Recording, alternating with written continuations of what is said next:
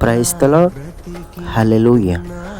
దేవుడు నరుణ్ణి అమరునిగా చేసెను, అతనిని తన రూపములో నిత్యునిగా చేసెను. ఆమేన్. సొలొమోను జ్ఞాన గ్రంథము 2వ అధ్యాయము 23వ వచనం.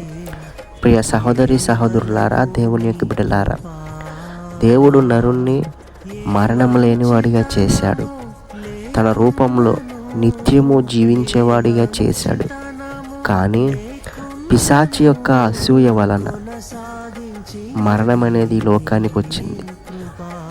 ఆది తల్లిదండ్రులైనటువంటి ఆదాము అవ్వలు దేవుడు చేయొద్దన్న పనిని చేసి దేవుడు విధించిన శిక్షకు గురయ్యారు. అందును బట్టి మరణం అనేది ఈ లోకానికి వచ్చింది.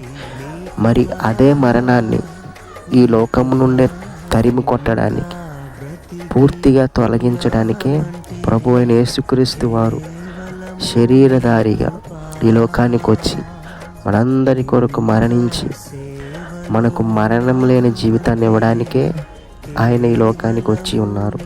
మరి ఆయన యందు ఎవరైతే విశ్వాసం ఉంచి మరణిస్తారో వారు మరలా తిరిగి లేపబడి, ఆయన ఎలాగైతే 3వ దినం ముందు లేపబడ్డారో ఆయన యందు విశ్వాసం ఉంచి వారు కూడా మరణించినను ఒకరోజు తిరిగి లేపబడుదురు, అమరులుగా జీవించెదరు.